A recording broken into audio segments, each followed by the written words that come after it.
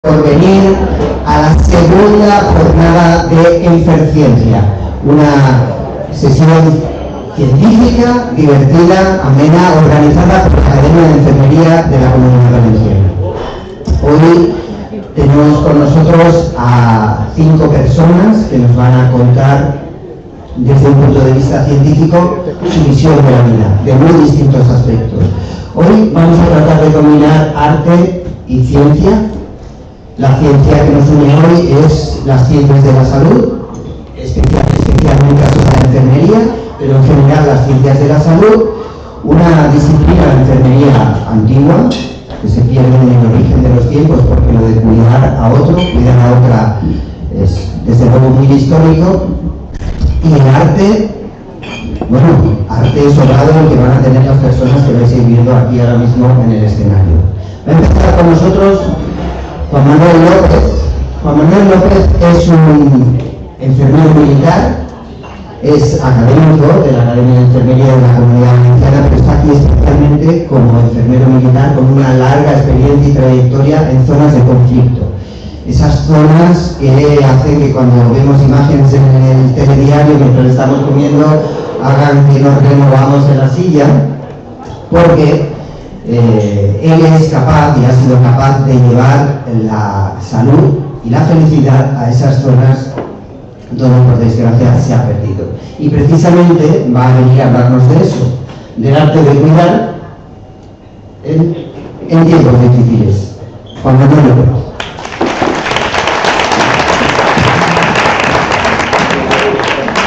Hola, muchas gracias. Os voy a llevar un poco lejos. Os voy a llevar, en cuanto al color de la presentación, al 11 de septiembre del año 2001. El 11 de septiembre del año 2001 fue terrible, porque fue la primera vez en la que un gigante como los Estados Unidos fue capaz de saber que podían meterle en el corazón del propio Manhattan algo como esto. Y eso automáticamente les llevó a reaccionar de manera que nos explicaron a todos para llevarnos a un determinado lugar. Y ese determinado lugar fue un sitio que no conocemos muy que se llamaba Afganistán. Afganistán es un país que se sitúa en Asia, con frontera de Pakistán, Irán, con China y con algunas provincias, con algunas repúblicas soviéticas. Es un país de extremos, un país desértico, un país con montañas más altas de 5.000 metros, en el macizo del Hindu Kush, con temperaturas extremas de menos 20 grados en invierno y 52 grados en verano, con bichos de todo tipo, que no querréis conocer de primera mano, yo ya sí los conozco, y un país que ha estado siempre en guerra. Ese país, todo eso ha definido una serie de ciudades que tienen que ver con situaciones que son, de principio para nosotros, absolutamente caóticas, en edad media. Todo está abigarrado, nada, en un momento determinado parece que todo se va a romper en un momento concreto. País que fundamentalmente se dedica a la ganadería, a la agricultura y al narcotráfico, ahí tienen un campo de opio. Y aparte de todo eso, con sus gentes, con una cultura, una religión y un modo de ganarse la vida completamente distinto al que realmente nosotros conocemos. Y en ese sitio nos metimos. Y nos metimos en una base aérea que había sido primero rusa, después talibán y al final nuestra. Fijaros que no desentrara demasiado por las ciudades que hemos visto anteriormente, donde nos integramos en un hospital, porque España lo que hizo fue aportar como coalición aliada sanidad a esa coalición. Y montamos un hospital, y ese es el hospital, en el cual teníamos todo tipo de actividad.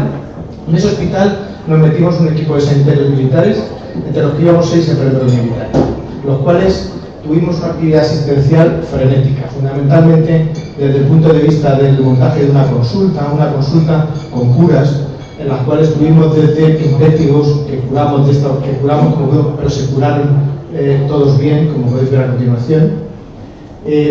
Tuvimos lesiones de todo tipo, úlceras que tenían que ver con heridas mal infectadas, que también salieron adelante. Pero lo más importante fue la actividad quirúrgica, la actividad de recuperación y hospitalización, fundamentalmente basada en los politraumatismos por minas.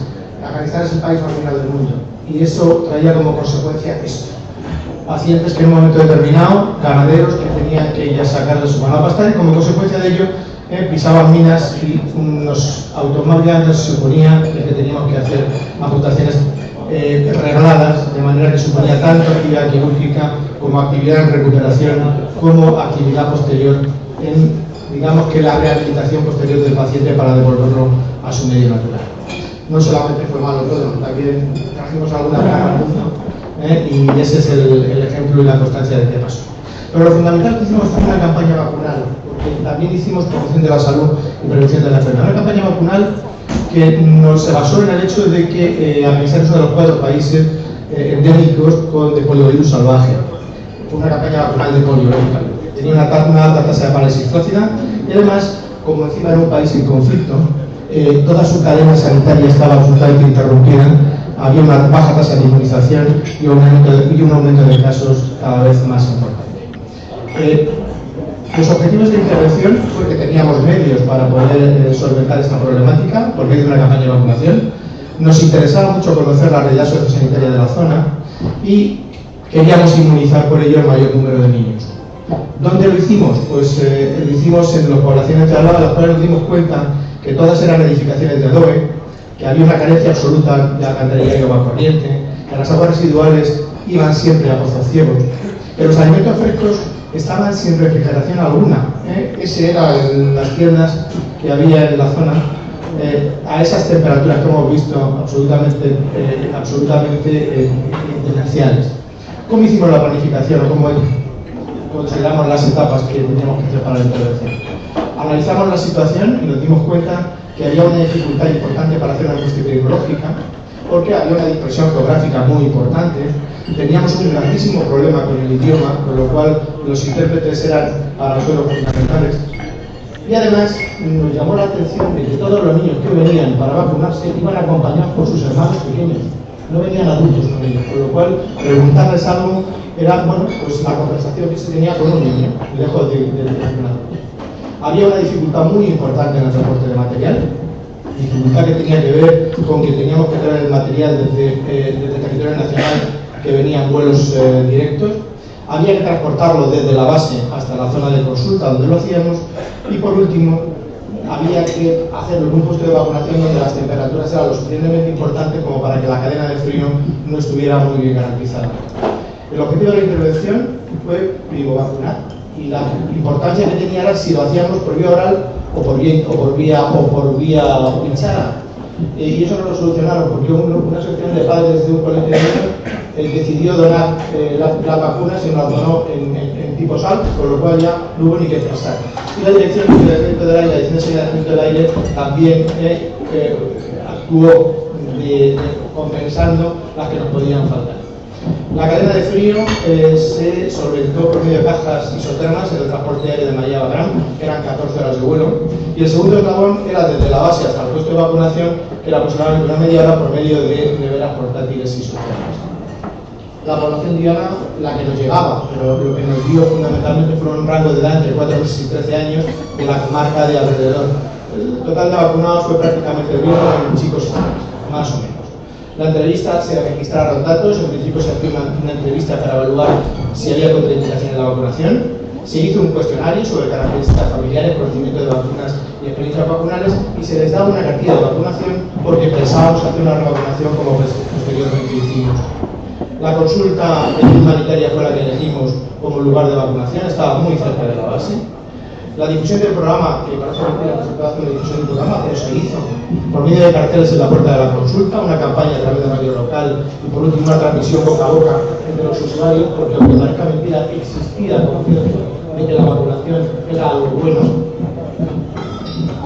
Y por último revacunamos. No revacunamos nosotros, revacunó la siguiente rotación, porque la siguiente vacunación fue un mes después de comenzar nosotros y nosotros ya no estábamos. Se hizo ya en un colegio del pueblo y aproximadamente se vacunaron en total unos 800 niños.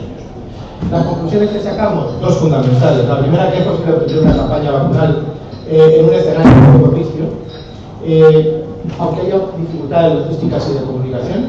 Y segundo, que a veces a eso es posible paliar la problemática que nosotros mismos creamos como militares como consecuencia de cortar todos los medios habidos y por haber para una sanidad correcta.